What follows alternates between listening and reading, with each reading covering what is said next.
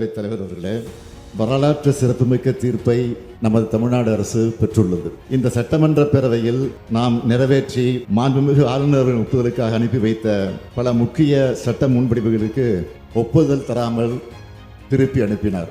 அந்த நிலையில் அவற்றை நாம் மீண்டும் இங்கே நிறைவேற்றி அனுப்பி வைத்தோம்.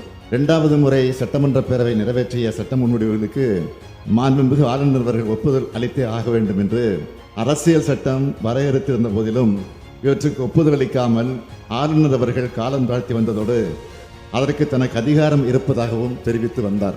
இதனை எதிர்த்து தமிழ்நாடு அரசு மாண்புமை உச்சநீதிமன்றத்தில் வழக்கு தொடுத்ததில் தமிழ்நாடு அரசின் வாதத்தில் இருந்த நியாயத்தை ஏற்று மாண்புமிகு ஆளுநர் அவர்கள் நிறுத்தி வைத்திருந்தது சட்டவிரோதமானது என்றும் அந்த சட்ட முன்வடிவுகளுக்கும் ஆளுநர் அவர்கள் ஒப்புதல் அளிக்கப்பட்டதாக கருதப்பட வேண்டும் என்றும் தெரிவித்து வரலாற்று சிறப்புமிக்க தீர்ப்பினை இன்றைக்கு மாண்புமை உச்சநீதிமன்றம் வழங்கியுள்ளது.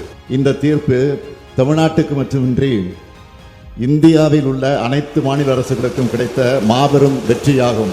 இந்த தீர்ப்பு தமிழ்நாட்டுக்கு மட்டுமின்றி இந்தியாவில் உள்ள அனைத்து மாநில அரசுகளுக்கும் கிடைத்த மாபெரும் வெற்றியாகும். திராவிட முன்னேற்ற கழகத்தின் உயிர் கொள்கையான மாநில சுயாட்சி, மத்திய கூட்டாட்சி தத்துவம் ஆகியவற்றை நிலைநாட்டிட தமிழ்நாடு போராடியது. தமிழ்நாடு போராடும், தமிழ்நாடு வெல்லும்.